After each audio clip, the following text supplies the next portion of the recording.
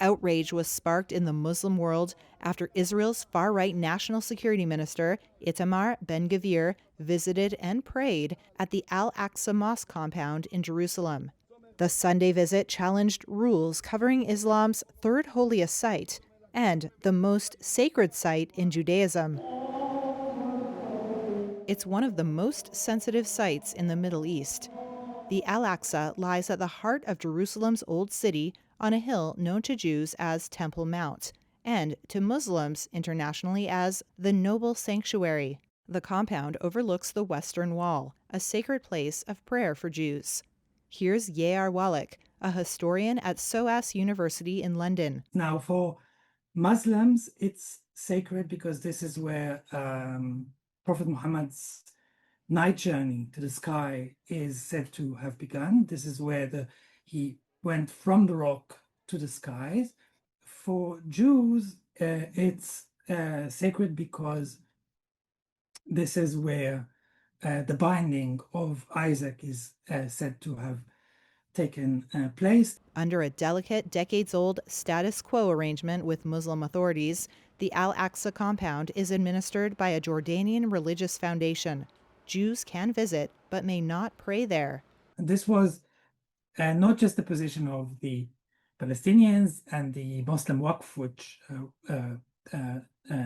administers the sites and Muslim countries and so forth, but also the position of the Israeli government, that they didn't mind people, non-Muslims, visiting it, but other people could not pray. And the idea is that this is a Muslim site of prayer. If Muslims suddenly started to establish a small mosque in the middle of the Vatican, or Jews, that I think that wouldn't be seen favorably. Wallach told Reuters Israeli Prime Minister Benjamin Netanyahu has been moving more to the right and has allowed some Jewish prayer at the compound.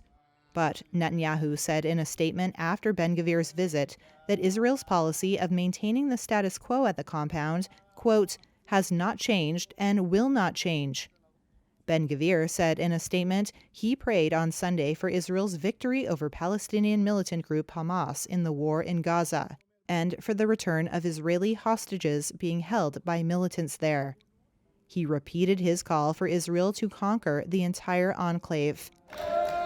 Suggestions that Israel would alter rules at the Al-Aqsa compound have sparked outrage in the Muslim world and ignited violence in the past. A spokesperson for Palestinian President Mahmoud Abbas condemned Ben-Gvir's visit, which he said crossed all red lines.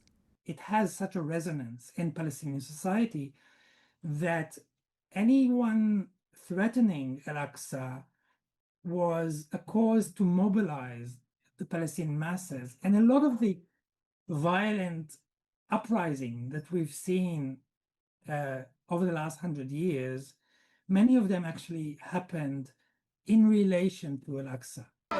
Clashes at the site in 2021 contributed to setting off 11 days of fighting between Israelis and Palestinians, which ended with a ceasefire on May 21st.